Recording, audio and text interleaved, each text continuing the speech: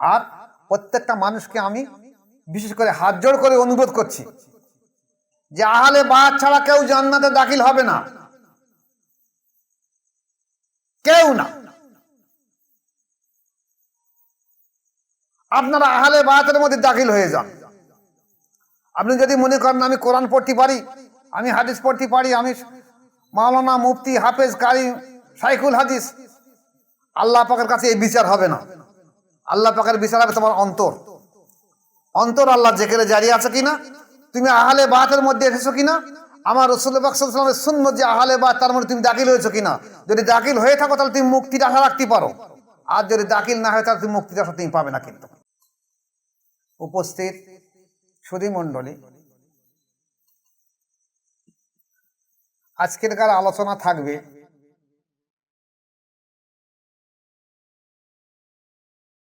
আমাদের দেশে মানুষ মারা গেলে সেই বাড়িতে বহু আত্মীয় স্বজন, দেশি প্রতিবেশী আসে। তো তাদের যদি দূরবর্তী হয় তাদের খাওয়া দাওয়ার একটা চিন্তা ভাবনা রাখতে হয় মানুষের।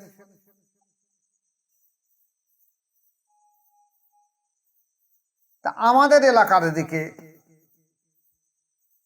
সেগুলো হয় কি, আমরা দেখেছি যে যে বাড়ি মারা গেছে তার আত্মীয় স্বজনরা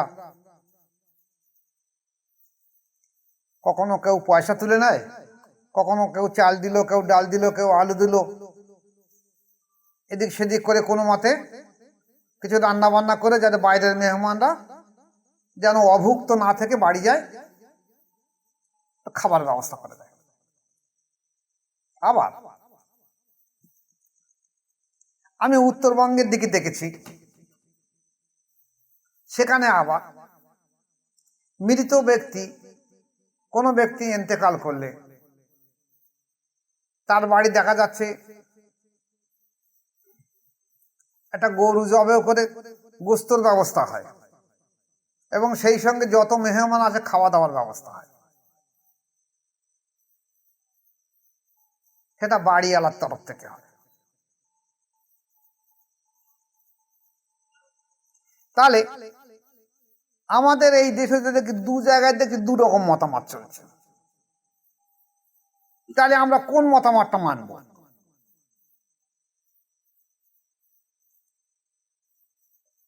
এটাও ঠিক, ওটাও ঠিক। এখন দেখা গেছে একটা ব্যক্তি যদি ইন্তেকাল করে, মারা যায়, তাহলে তার আত্মীয় স্বজন আমাদের এলাকায় যা করে 100, 200, 50, 500 টাকা এক জায়গায় করে কিছু চাল, ডাল, আলু, মশলাপাতি এনে পাশের বাড়ি রান্না বান্না করে যাতে বাইরের মেহমানদের খেতে দেওয়া হয়। এটা সঠিক হবে না ওটা সঠিক হবে? কোনটা সঠিক হবে? এই সম্পর্কে বিস্তারিত কিছু আলোচনা রয়েছে। তার পূর্বে আমি দুটো একটা কথা বলে নেই।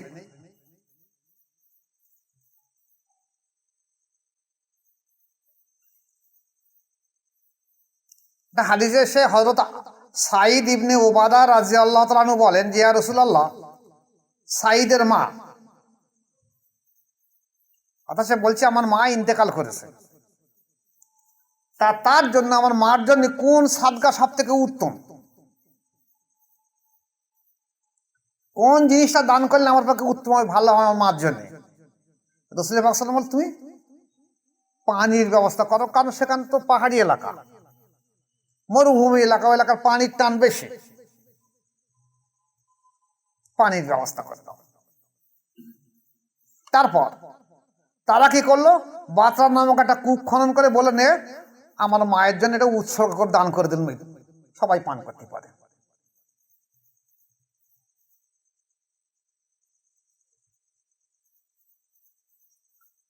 এখন এছাড়া বলা হয়েছে যদি পানি ব্যবহার করা হয় পানি দান করলে যদি সেই মৃত ব্যক্তির সওয়াব হয়, তাহলে যদি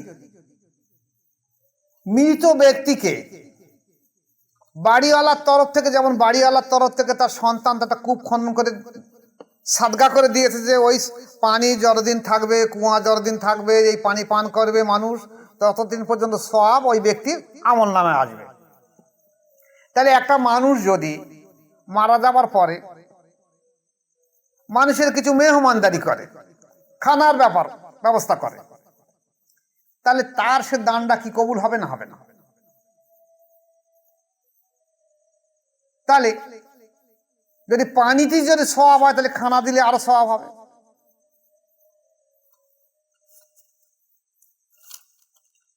এ সম্পর্কে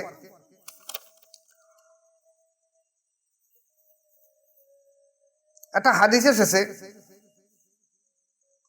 যে রাসূল পাক সাল্লাল্লাহু আলাইহি ওয়াসাল্লাম কোন একটা আনসার সাহাবী থেকে বর্ণিত, তিনি বলেছেন, একদা আমরা রাসূল পাক সাল্লাল্লাহু আলাইহি ওয়াসাল্লামের সাথে এক ব্যক্তির জানাজায় শরীক হলাম। অনেক ইতিহাস সেদিকে যাচ্ছি না।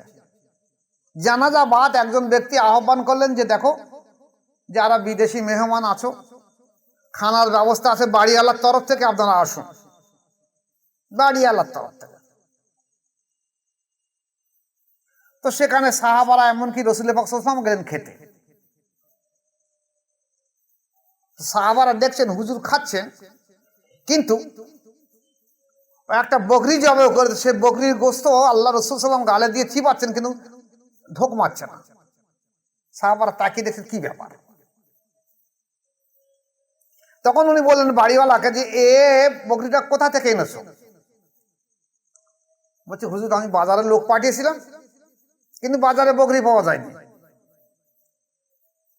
তখন আমি পাশের বাড়ি একজন একটা বকরি কিনে এনেছে, তা আমি চিন্তা ভাবনা করলাম ওই বকরিটা নিয়ে নেই আর কেনা দাম তাকে দিয়ে দেবো। তো তার বাড়ি গিয়ে দেখলাম তার স্বামী নেই, তার স্ত্রী আছে। তার স্ত্রীকে বললাম তোমার বকরিটা আমাকে দাও, আমার এই বাড়ি একটা মেহমানদারি করার জন্য, তুমি যে দামে কিনেছো তোমার স্বামী, আমি সেই টাকাটা তোমাকে দিয়ে দেবো। তা তার স্ত্রী রাজি হয়েছে, উনি সেই বকরিটা এনে জবাই করেছে। রাসূল সাল্লাল্লাহু আলাইহি ওয়াসাল্লাম বলছে এই বকরি যেহেতু তার মালিক জানে না, স্ত্রীর কাছে নিয়ে এসো, ওটা তুমি অন্যকে দাও, আমি খাবো না, মাংস খাবো না। তাহলে দেখা গেছে রাসূল পাক সাল্লাল্লাহু আলাইহি ওয়াসাল্লাম খানা মৃত ব্যক্তির বাড়িতে খেয়েছেন।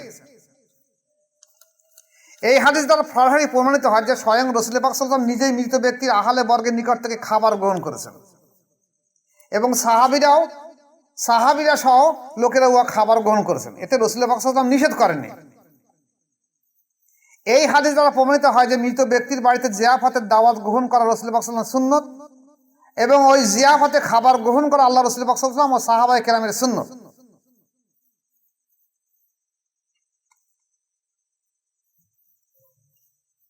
এ বিষয়ে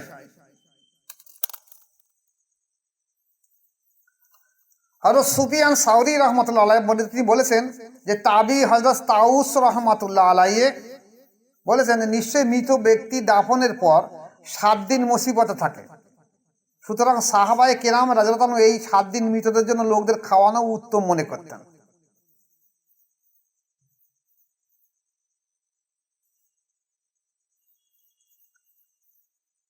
এখন আসুন, তাই যদি হয়ে থাকে এই সম্পর্কে এই রিওয়ায়াতটা সহিহ কিনা সম্পর্কে বলা হয়, জালাউদ্দিন সুয়ুতী রাহমাতুল্লাহ বলেছেন হ্যাঁ এটা সহিহ। হযরত তাউস রাহমাতুল্লাহ আলাইহি একজন প্রখ্যাত তাবী, তিনি 500 সাহাবীকে দেখেছেন। তিনি স্পষ্ট উল্লেখ করেছেন মৃতদের জন্য খাবার খাওয়ানো সাহাবীগণ পছন্দ করতেন। ইমাম জালালউদ্দিন সুয়ুতী রাহমাতুল্লাহ হাদিসের হুকুম মারফু বলেছেন, অতএব এরূপ আমল করা মুস্তাহাবে সুন্নাহ। তাহলে এখন আসুন, মৃতদের জন্য খাবার খাওয়ার সাহাবীগণ পছন্দ করতে, এত মৃত ব্যক্তির জন্য 7 দিন খাবার পরিবেশন করা সুন্নতে সাহাবা ও মুস্তাহাব।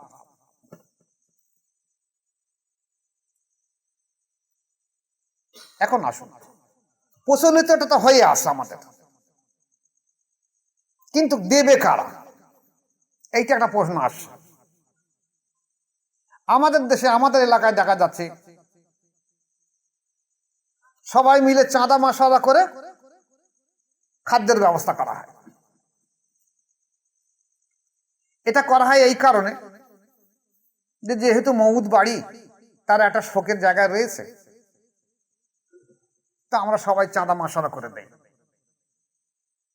এখানে দুটো জিনিস হবে। একটা হলো, যদি সবাই মিলে চাঁদা করে এই খানাটা মেহমানদারি করে মেহমানদের দেওয়া হয়, তাহলে মৃত ব্যক্তির কোনো সওয়াব হবে না। কিন্তু কারণ মৃত ব্যক্তির মাল থেকে তো দেওয়া হয়নি, বা মৃত ব্যক্তির সন্তান তো দেয়নি, ওদেরকে তার দেয়নি প্রতিবেশীরা। বুঝলো কি বলেছি?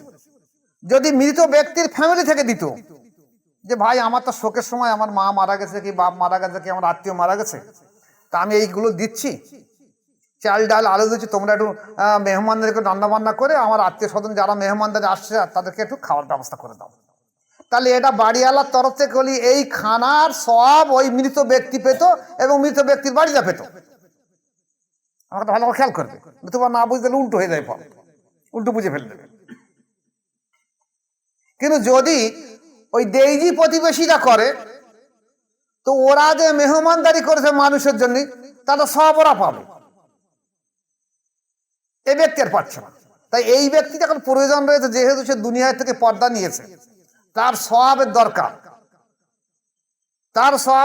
তার আত্মার শান্তির জন্য দরকার, সে আর কিছু করতেই পারবে না, তখন এই সওয়াবটা তার দরকার বলে তার জন্য তার ফ্যামিলি থেকে দেওয়া উত্তম। এখন আসুন, আমাদের দেশে যে রেশম রেওয়াজটা চালু আছে, এটা কি তাহলে কি করা হবে? এটা দুটো অবস্থা আছে, আবার বলছি। একটা অবস্থা হলো, যে ব্যক্তিরা এই চাল ডাল মশলাপাতি বা পয়সা করে দিয়ে সাহায্য করবে, যে দেয় যে প্রতিবেশীরা, এরা যদি আহলে বায়াতের মধ্যে থাকে, ভালো করে খেয়াল করে নেবে, যদি আহলে বায়াতের মধ্যে থাকে এবং তারা যদি হালাল উপার্জিত পয়সা দিয়ে ব্যয় করে, তাহলে যে ব্যক্তিগুলো আত্মীয়রা এসেছে যারা খানা খাবে, তারা যদি তাসাউপন্থী হয়, অন্তর জেন্দা দেলি মানুষ হয়ে থাকে, তাহলে তাদের আর ক্ষতি হবে না। আর নতুবা যদি কোনো অন্তর জেন্দা দেলি মানুষ এই মজলিসে এসে থাকে, আর এই যে খানা যদি এরা আহলে বায়াত না হয়ে থাকে, এবং যদি তারা নামাজি, তাকওয়া, পরেজগারি, ধর্মভীরু, মুত্তাকি না হয়ে থাকে, তারা যদি এই দান করে, তাহলে ওই তাসাউফি ব্যক্তি যার অন্তর জেন্দা আছে, জেন্দা দিলি মানুষ যদি এই খানা খায়, সঙ্গে সঙ্গে তার দিল মোটা হয়ে যাবে। তাহলে তার পক্ষে ক্ষতিকারক হচ্ছে নাকি? তাহলে এটা খুব ভালো কাজ। এই কারণে বলছি ভালো কাজ। যেমন আজ না একটা ধনী মানুষ মারা গেছে বলে, তার দেওয়ার ক্ষমতা আছে বলে, সে হয়তো বললো ঠিক আছে আমার গোডাউনে কি ঘরে চাল আছে, যাও এক মন চাল নাও, কিছু ডাল আলু রয়েছে, তেল রয়েছে, দাও নিয়ে তোমরা ওখানে মেহমানদারি করে দিয়ে নাও। কিন্তু একটা গরিব মানুষ হলে কি হবে? আর কোনো উপায় নেই। এই গরিবের জন্য সব থেকে উত্তম হলো এই, যে আমাদের যে দেশে যে প্রথাটা হয়ে আছে, যে দেইজি প্রতিবেশীরা তারা সবাই চাঁদা মাসালা করে এক জায়গায় টাকা জমা করে যে বাইরের মেহমানদের খানা খাওয়া দিচ্ছে, এটা একদম গরিবের জন্য সর্বোত্তম জিনিস। কিন্তু সত্য একটা, যে ব্যক্তিরা দেবে তারা যেন আহলে বায়াতি হয়, আর যারা খানা খাবে তারা যেন আহলে বায়াতি হয়, তা না হলে সওয়াব হবে না কিছু। আল্লাহর প্রিয় ব্যক্তি হলো আহলে বায়াতরা, তাদেরকে তুমি খানা খাওয়ালে সওয়াব হবে। এখন মৃত ব্যক্তি না হলেও যারা দান করেছে, মৃত ব্যক্তির ওসিলা করে, মৃত ব্যক্তি মারা গেছে বলতে কেউ দান করেছে, তাহলে তাদের সওয়াবটা হবে। আর যদি তারাও আহলে বায়াত না হয়, ওরাও আহলে বায়াত না হয়, তাহলে ওই ঘোড়ার ঘাস খাওয়া মনে হবে, কারো কিছু লাভ হবে না।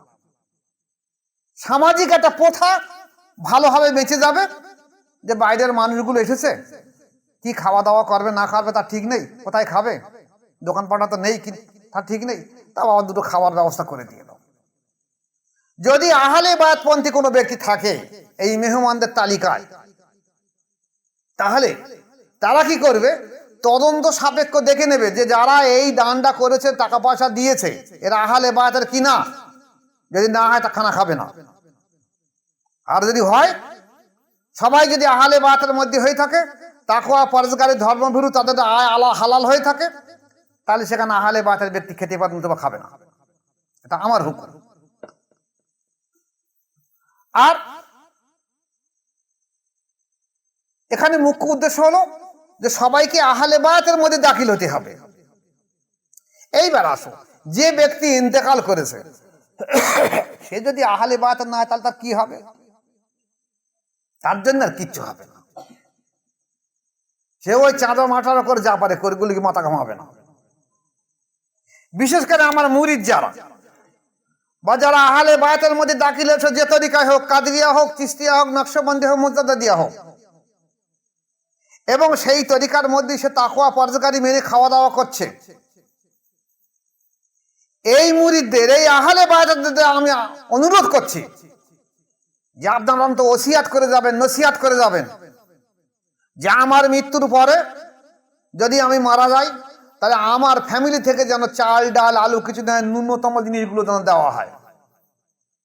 বাইরের মানুষ রান্না বান্না করে দেখ, কিন্তু আমার যে গেলে এই সাদগার সওয়াবটা আমার আমল নামায় আসবে।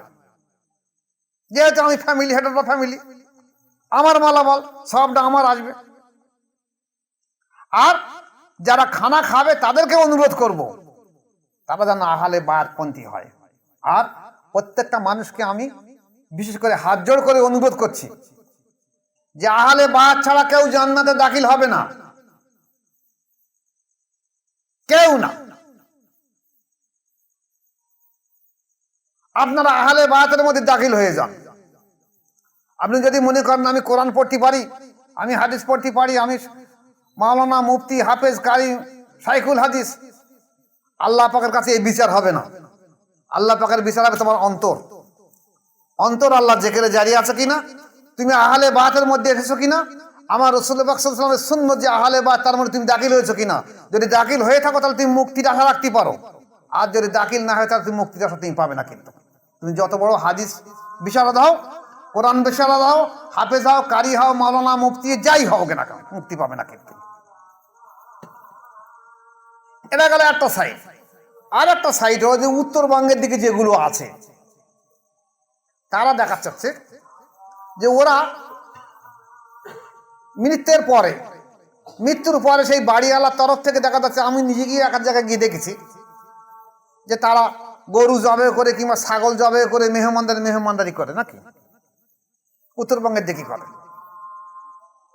ওটা এই হাদিস দৃষ্টান্ত ঠিক করে, ওটাকে খারাপ মনে করে না। আমি আগে খারাপ মনে করতাম যে একটা বাড়ি মারা গেছে, তারা শোকের চিহ্ন তারাই করবে।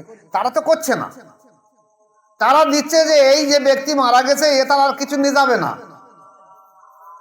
তার সম্পত্তি মালামাল সব আমাকে দিয়ে গেছে, আমার সন্তান আমাদের দিয়ে গেছে। তাহলে আমি আমার আব্বার আত্মার মুক্তির জন্য যদি আহলে বায়াতপন্থী যারা এসেছে, এখন নাই মানুষ বায়াত হয় না, কিন্তু সব তো আহলে বায়াতপন্থী ছিল, সেই আহলে বায়াতপন্থী যারা আসবে তারা অভুক্ত থাকবে, দূরে বাড়ি চলে যাবে। তা তাদেরকে আমি যদি খানা খাইয়ে দেই ভালো করে, তারা আল্লাহর কাছে দোয়া করবে আমার বাপ কি মায়ের জন্য। এই খানা খাওয়ার সব আমার এই বাপ বা মায়ের যে ইন্তেকাল করছে তার আমল নামায় এই সবগুলো লিপিবদ্ধ হবে, এই উদ্দেশ্য নাকি তারা করে। তাহলে ওটাও ঠিক আর এটাও ঠিক। তবে আমার ব্যক্তিগত মতামত এইটা যে আপনারা এক কাজ করবেন, ওসিয়াত বা নসিহাত করে যাবেন প্রত্যেকে নিজের সন্তানদেরকে, যে আমার মৃত্যুর পরে আমার ফ্যামিলি থেকে, আমার বাড়ি থেকে মালামাল নিয়ে অন্য লোক রান্না করে দেখ, তাহলে এই দানটা আমার আমল নামায় আসবে। যেহেতু আমি মারা গেছি, আমার আমল নামায় আসবে, আমার ফ্যামিলির আমল নামায় আসবে, এটার বাইরে যাবে না।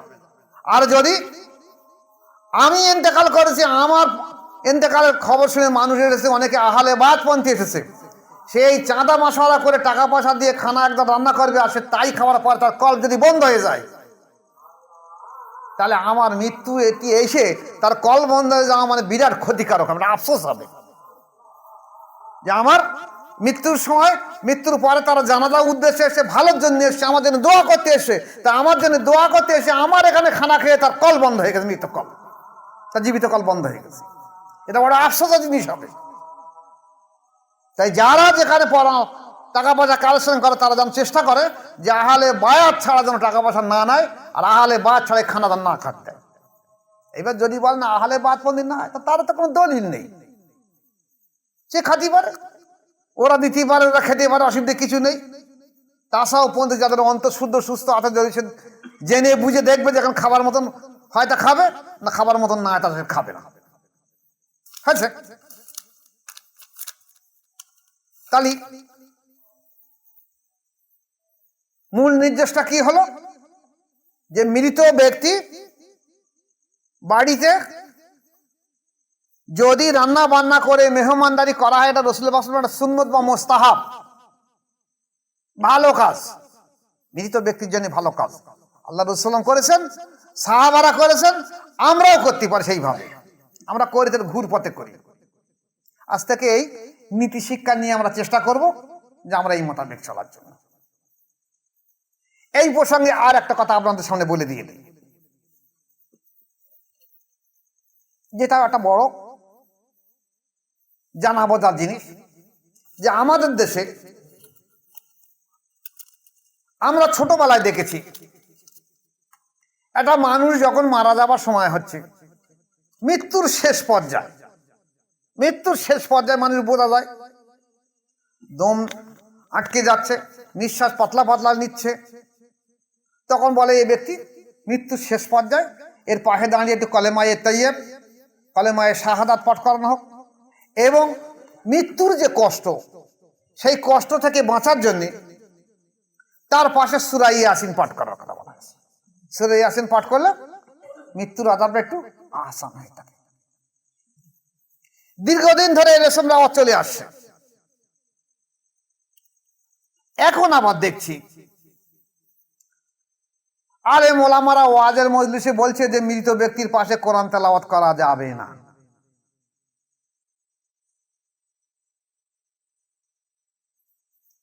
ওয়াজেও বলে দিচ্ছে। তাহলে আগে আমাদের এখানে যে প্রথাটা ছিল, যেটা ছিল, এটা ঠিক না? ওলামারা যেটা বলছে এটা ঠিক? কোনটা ঠিক? ওটাই ঠিক। এই ওলামারা যেটা বলছে এটা ওয়াহাবি মতাদর্শে, এই ওলামারা এমন ভাবে এদের মগজ ধোলাই হয়ে গেছে যে ওলামারা নিজেরা বুঝতে পারে না যে আমি ওয়াহাবি মতাদর্শের মধ্যে এত নিখুঁত ভাবে ঢুকে গেছি। বুঝেছ? ওলামারা বুঝতে পারছে না।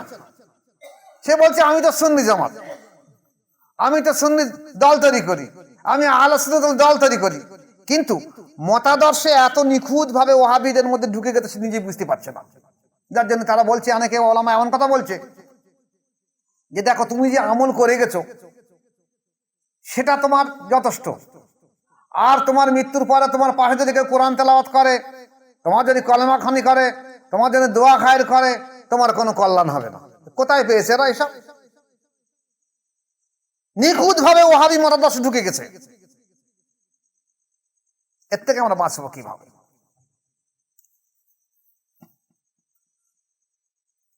এ সম্পর্কে কি বলেছে দেখেন, বলে সময় সুযোগ হলে মৃত ব্যক্তির নিকটে বসে পবিত্র কোরআন তেলাওয়াত করা, বিশেষ করে সূরা ইয়াসিন তেলাওয়াত করা উচিত। এতে মৃত ব্যক্তির অনেক আসান বা উপকার হয় এবং তেলাওয়াতকারীও সওয়াব পাবে। যেমন হানাফি মাযহাবের ফতোয়ায় বলছে যে মৃত ব্যক্তির নিকট নেক বান্দা এবং পুণ্যবান লোক হাজির থাকবে এবং তার নিকট বসে সূরা ইয়াসিন তেলাওয়াত করা মুস্তাহাব। শারে মুনিয়াতুল মুসাল্লি কিতাবে উল্লেখ আছে, যা আমিরুল হজ কর্তৃক লিখিত রয়েছে। ফতোয়ায়ে আলমগীর তার প্রমাণ। এছাড়া হযরত মাকিল ইবনে ইয়াসার রাদিয়াল্লাহু বলেন, রাসূল পাক সাল্লাল্লাহু আলাইহি ওয়াসাল্লাম বলেছেন, তোমরা তোমাদের মৃত লোকদের কাছে সূরা ইয়াসিন তেলাওয়াত করো। সুনানি ইবনে মাজা শরীফ, আবু দাউদ শরীফ, মুসনাদ আহমদ, ইমাম বাইহকি, ইমাম হাকিম ইত্যাদি হাদিসে এসেছে।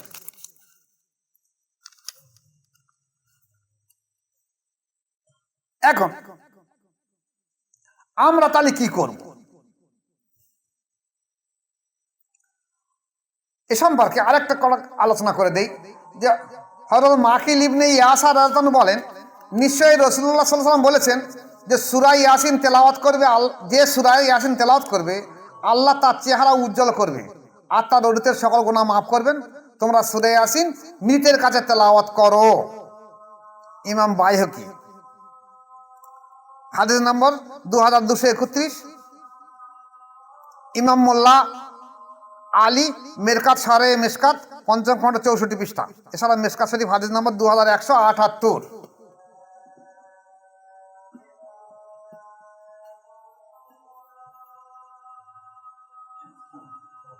হযরত আবু দারদা রাদিয়াল্লাহু আনহু বর্ণনা করেন যে আল্লাহ রাসূলুল্লাহ বলেছেন, মৃত ব্যক্তির মাথার নিকট সূরা ইয়াসিন পাঠ করা হয় যেন তার জন্য সবকিছু সহজ করে দেবেন।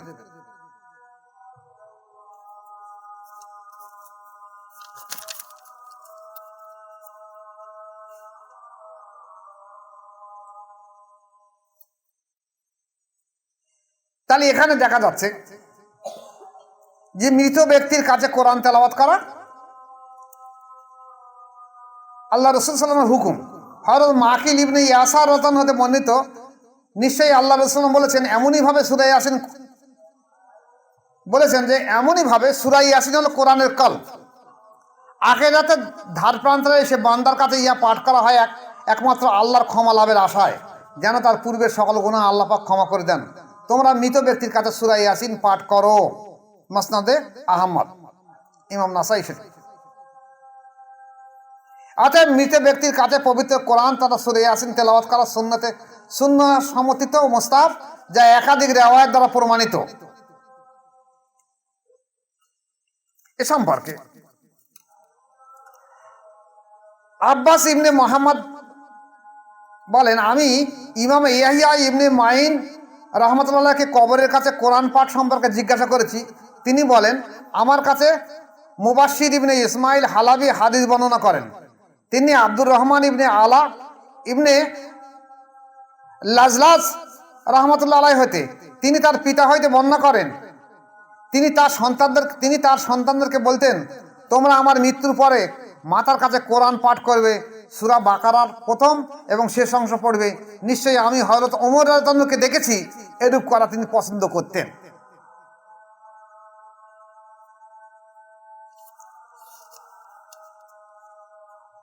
ইমাম বাইহাকি এই হাদিস সম্পর্কে সহিহ বলেছেন, হাসান বলেছেন।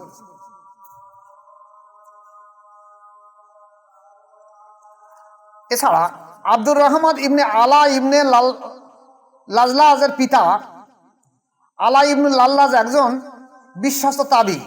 তিনি নিজেই মৃত্যুর পর কোরআন তেলাওয়াত করা পছন্দ করতেন এবং সাহাবী আব্দুল্লাহ ইবনে ওমর রাদিয়াল্লাহু আনহু রেফারেন্স দিয়ে ইয়ার উপর নির্দেশনা দিয়েছেন। অতএব মৃত ব্যক্তির লাশ গোসল দেওয়ার পর তার কাছে বসে পবিত্র কোরআন তেলাওয়াত পাঠ করা একটি উত্তম কাজ। এতে মৃত ব্যক্তির উপকৃত হবে এবং কোরআন তেলাওয়াতকারীও সওয়াবের ভাগীদার হবে। এখন আসুন,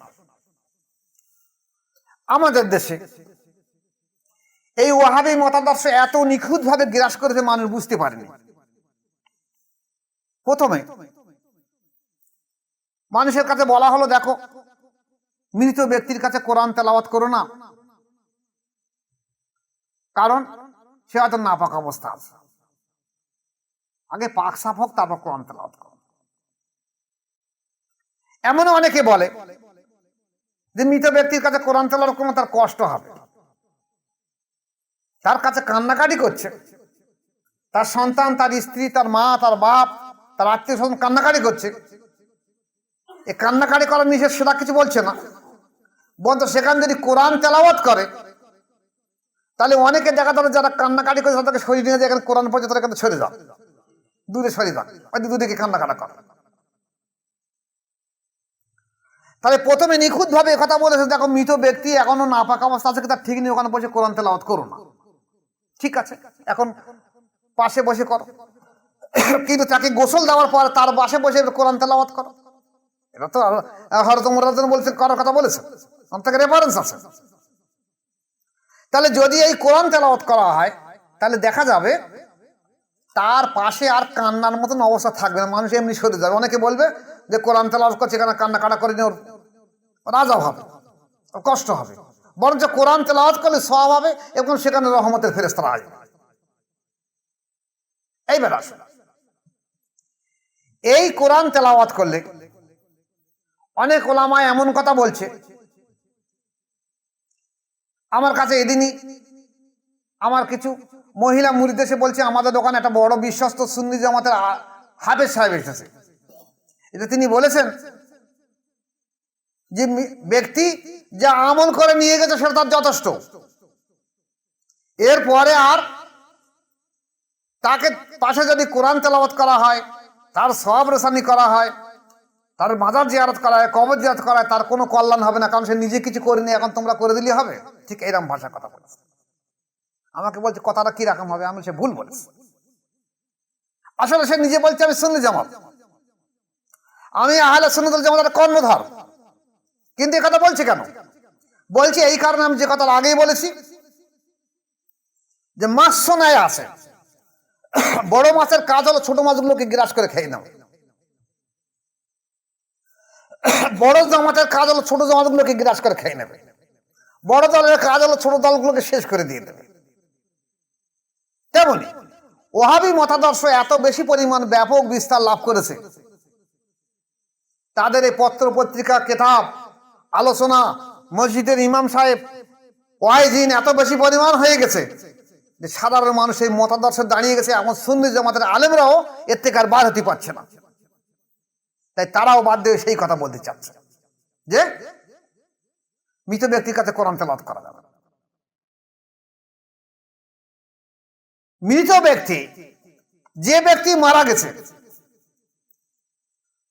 বলছে ওর কোনো কল্যাণ হবে না। কেন কল্যাণ হবে না আগে ভালো করে দেখে নেন। মৃত ব্যক্তির দাফন করা, গোসল দেওয়ার সময় যেখানে বলা হয়েছে গোসল তাকে হালকা গরম হালকা ঠান্ডা পানি দিয়ে গোসল দেবে, বেশি গরম দিও না, তার কষ্ট হবে। সে বুঝতে পারে যে আমার বেশি গরম দিয়েছে, সে বলতে পারছে না, তার কষ্ট হচ্ছে। বলা হয়েছে যখন লাশ গোসল দিয়ে দেবে, ডান কাত কিংবা বাম কাত করবে, তখন আস্তে আস্তে করবে, কারণ লাশের কষ্ট হয়, তাহলে সে বুঝতে পারে। বলা হয়েছে লাশকে যখন জানাজায় নিয়ে যাবে ঘাড়ে করে, তখন আস্তে আস্তে নিয়ে যাবে যেন গাড্ডায় না পড়ে, কারণ লাশ ধরে যখনই হয় লাশের কষ্ট বোধ হবে। তাহলে সে সব বুঝছে। তার পাশে যদি কোনো ব্যক্তি কাঁদছে, সে বুঝছে, সব জানছে, তার ভাষায় সে বলতে পারছে না। কিন্তু এই সময় যদি তার সামনে কোরআন তেলাওয়াত করা হয়, তাহলে তার আযাবের একটু কমই হবে এবং সওয়াবটা খাস করে মোবারক ব্যক্তি পেয়ে যাবে। এছাড়া যে ব্যক্তি কোরআন তেলাওয়াত করতে সে তো পাবে। এমনকি এই ব্যক্তির পাশে কোরআন তেলাওয়াত করার পরে এই বাড়ি হয়তো কোরআন পড়ে না, কেউ হয়তো এই বাড়ি কোরআন পড়ে না, কিন্তু এই উদ্দেশ্য করে মৃত ব্যক্তির পাশে যেমন কোরআন তেলাওয়াত করতে, কোরআন তেলাওয়াত করলে আল্লাহর রহমত সেখানে অবতীর্ণ হয়।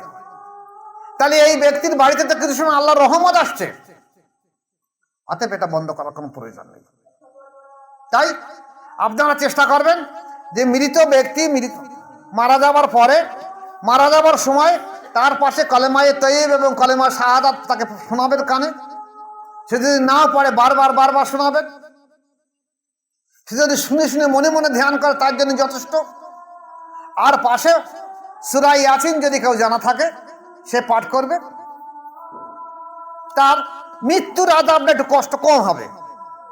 এরপরে লাশটাকে গোসল দেওয়ার পরে তার পাশে বসে সূরা ইয়াসিন বা সূরা কোরআন শরীফের অন্যান্য সূরা পড়বে। তাহলে এই কোরআন সে শুনবে, যদি সে ইমানদার আল্লাহওয়ালা আহলে বায়াতের ব্যক্তি হয়, তার পক্ষে আরো বেশি কল্যাণদায়ক হয়ে উঠবে এবং এর সব সরাসরি তার যাবে, তার ব্যক্তি আত্মীয় স্বজন দেইজি প্রতিবেশী যারা আছে সেখানেও রহমত বর্ষণ হবে। যে ব্যক্তি পড়ছে তার উপরে রহমত বর্ষণ হবে। কোরআন যেখানে পড়া হয় আল্লাহর রহমত সেখানে অবতীর্ণ হয়। এই ব্যক্তির উপরে যে পড়ছে তার উপরে আসছে, যে লাশ মোবারক আছে তার উপরে আসছে, যে বাড়ি পড়ছে তার উপরে আসছে, এটা আল্লাহর রহমত। তাই আপনারা চেষ্টা করবেন যে গোসল দেওয়ার পরে তার পাশে বসে কোরআন তেলাওয়াত করা, খবরদার এই ওয়াহাবি আকীদার উপরে দাঁড়াবেন না। বুঝেছ? আল্লাহ পাক আমাদের প্রত্যেক ভাইকে এর উপরে আমল করা এবং টিকে থাকা তৌফিক দেখ। আমা আলাইনা ইল্লাল বালাগ। আসসালামু আলাইকুম ওয়া রাহমাতুল্লাহি ওয়া বারাকাতুহু।